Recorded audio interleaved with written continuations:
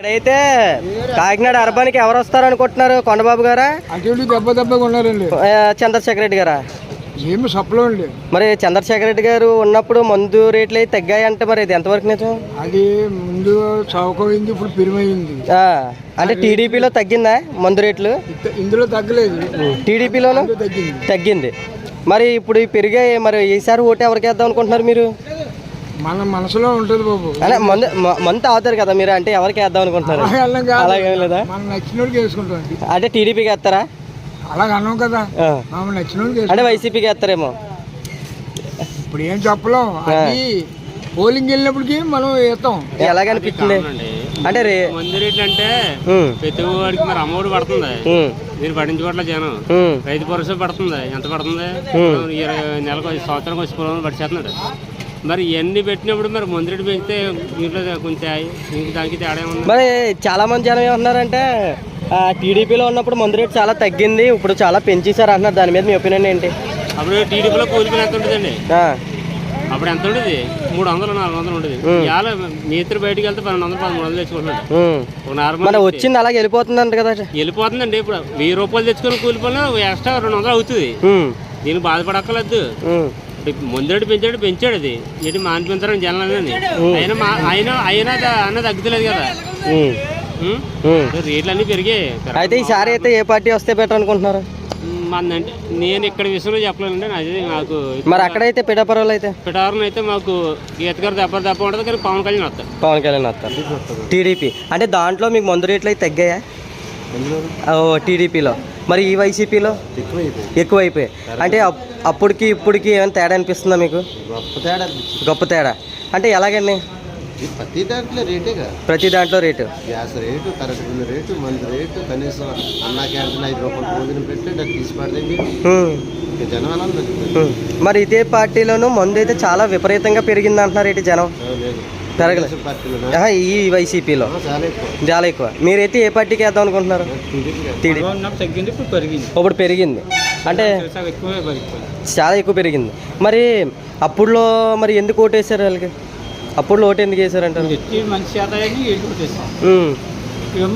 రేట్లు పనిచేసి ఇలాగా పిల్లల స్కూల్కి ఇప్పుడైతే మీరు ఎవరికి వేద్దాం అనుకుంటున్నారు ఓటు? తెలుగుదేశానికి. మళ్ళీ మందు రేటు తగ్గలేదు. మా టీడీపీలో ఇక్కడ పెరిగాయి రేట్లు పెరిగాయి. పోలీసులు కొట్టుడు కొట్టు ఏం కారణం ఏంటి బాబు? ఎన్న రేటు 180 రూపాయలు, 150 రూపాయలు, 230, 220 కొనుక్కోవాలా? మన అవసరం మరి ఆటుకోండి, నువ్వు మర్చిపోరు కదా. అదే టీడీపీలో అయితే తగ్గాయి రేట్లు. అప్పుడు మామూలు రేటే, ఒరిజినల్ మందు. ఇప్పుడేముంటే పచ్చి మందు, అది తగ్గాలి అలా తొంగిపోవడమే, చచ్చిపోవడమే. అప్పుడైతే మంచి మంది టీడీపీలో అయితే. ఒరిజినల్ మందు. మరి ఈసారి అయితే ఓటు ఎవరికి వేస్తారు? ఓటు తెలుగుదేశం. ఓకే, కొండబాబు గారు. అంటే టీడీపీలో అయితే మందు రేటు తగ్గిందా పెరిగిందా? పెరిగింది. మా పవర్ స్టార్ రావాలని కోరుకుంటున్నాం. అంటే తగ్గుతుందనా మందు? ఇంకోటి ఏంటంటే వైసీపీలో అయితే మళ్ళీ ఇంకా మందు పెరిగి వస్తే ఇంకోటి ఏంటంటే ఇక్కడ అయితే టీడీపీ వస్తుంది అనుకుంటున్నారా? గ్యారంటీ. ఓకే, కొండబాబు గారు. చెప్పలేరు. అప్పుడులోనూ టీడీపీలో మందు రేట్ ఎక్కువ ఉందా, ఇప్పుడు వైసీపీలో ఎక్కువ రేట్ ఉందా? వైసీపీలో. అంటే అప్పటికి ఇప్పుడు తేడాలు కనిపించాయి మీకు?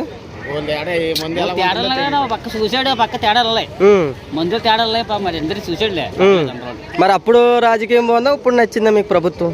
నచ్చిందంటే ఓటు ఎవరికి వేద్దాం అనుకుంటున్నారు? నెక్స్ట్ అయితే ఎవరు వస్తుంది అనుకుంటున్నారు? Next TDP? అంటే మామూలుగా అయితే మీరు వైసీపీకి వేద్దాం అనుకుంటున్నారు మళ్ళీ, మరి టీడీపీకేనా?